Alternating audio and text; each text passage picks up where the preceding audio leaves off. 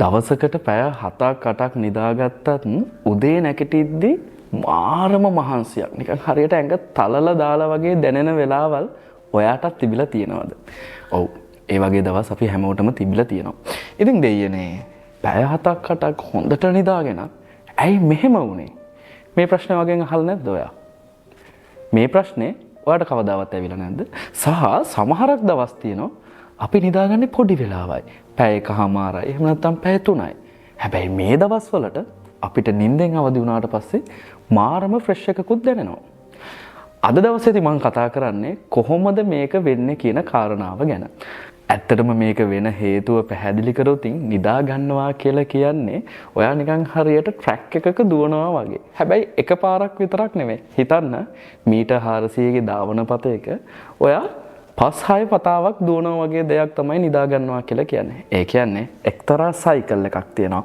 මේ සයිකල් එක ඇතුලේ ඔයා 5-6 වතාවක් නිදා ගන්නවා කියන්නේ මේ සයිකල් එක ඇතුලේ ගමන් කිරීම. එතකොට මේ සයිකල් එකේ ස්ටේජස් කීපයක් තියෙනවා. light sleep, deep sleep සහ REM sleep, REM sleep කියලා අපි කියනවා. මොකද්ද මේ REM sleep කියලා කියන්නේ? මෙන්න මේක තමයි වැදගත්ම පොයින්ට් එක. ඔයා විශ්වාස කරනවද හැමදාම ඔයා නින්දෙදි ෆිල්ම් එකක් බලනවා කිව්වොත්?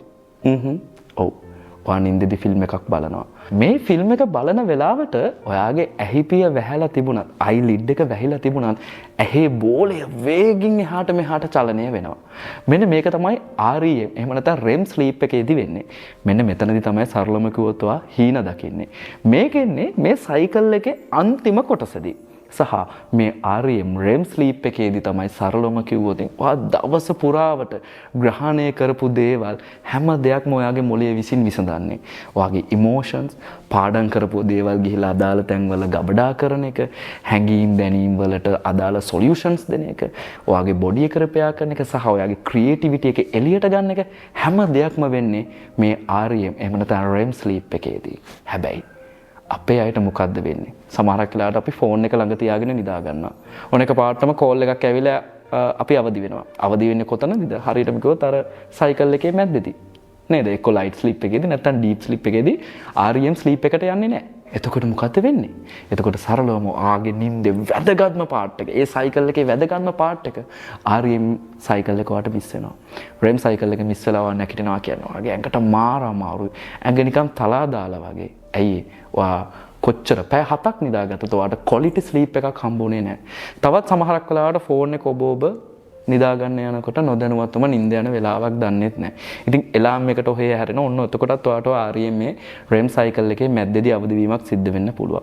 ඒ වගේම තමයි රැට ඔයා ගොඩක් බර ආහාර ගන්න කෙනෙක් නම් ඒ වගේම නිදා ගන්න වටපිටාව වැඩි පිරිසිදු නැත්නම් සහ ඔයා නිදා ගන්න ඇඳ වාට කම්ෆර්ටබල් නැත්නම් ඒ වගේම ඔයාගේ කාමරේ අප්‍රසන්නව තියෙනවා නම් එච්චර හොඳ සුවඳක් නැත්නම් හීන දකින්න ඕන හින්දම විතරක් නෙමෙයි ඔයාට quality sleep එකක් හම්බෙන්න නම් මේ REM cycle එකට ඔයා ඇතුළත් වීම REM part එකට ඇතුළත් වීම අත්‍යවශ්‍ය කාරණාවක්.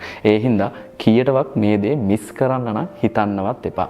ඉතින් මේ වීඩියෝ එකෙන් මම ඔයාලට මතක් කරන්නේ ඔයා නිදා ගන්න පැය ගාන නෙමේ වැදගත් වෙන්නේ ඔයාගේ නිින්දේ තියෙන quality එකම විතරයි. Thank you. අපි එහෙනම් ඊළඟ එපිසෝඩ් එකෙන් හම්බෙමු.